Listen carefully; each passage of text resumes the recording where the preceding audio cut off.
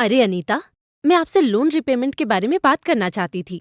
मैंने देखा है कि आपके घर लोन अधिकारी आते हैं और आप उन्हें पुरानी तरीके से नकद किश्तें देकर अपना लोन चुकाती हैं। मैं आपको इस तरह से लोन चुकाने से जुड़े कुछ जोखिमों के बारे में बताना चाहती हूँ। साथ ही इसके वैकल्पिक समाधानों पर भी चर्चा कर लेंगे।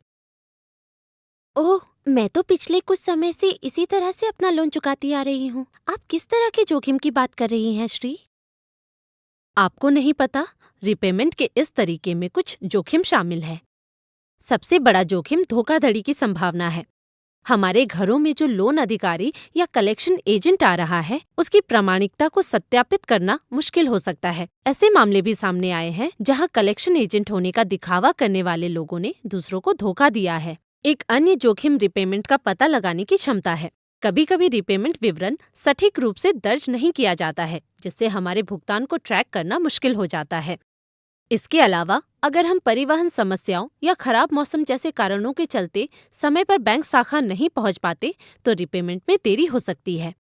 ये देरी हमारे क्रेडिट स्कोर पर नकारात्मक प्रभाव डाल सकती है और हमें उधारदाताओं के लिए जोखिम भरा बना सकती है। इसके अलावा देरी से भुगतान करने पर अलग से ब्याज शुल्क भी लगता है। और वैसे भी बैंक शाखा में नकद रकम ले जाते समय उनके खोने, नुकसान या चोरी का जोखिम बना रहता है। मुझे इन जोखिमों के बारे में कोई अंदाजा नहीं था। इन्हें कम करने के लिए क्या किया जा सकता है? रिपेमेंट के कई तरीके हैं जो इन जोखिमों को कम करने और इस प्रक्रिया को अधिक सुविधाजनक बनाने में मदद कर सकते हैं, अनीता। आप इलेक्ट्रॉनिक क्लियरिंग सर्विस (ईसीएस) पर विचार कर सकती हैं, लेकिन ये तभी संभव है जब आपके बचत खाते में मासिक वेतन आता हो। अपने बैंक को ईसीएस मैंडेट देने के बाद एक निश्चित तारीख पर रिपेमेंट राशि आपके बचत खाते में ऑटोमेटिक तरीके से कटती रहेगी।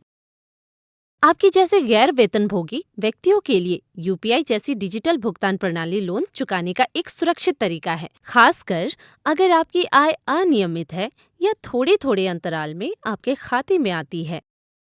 ये दिलचस्प लगता है। मैं जरूर इन विकल्पों पर गौर करूंगी और उन्हें अपनाने पर विचार करूंगी।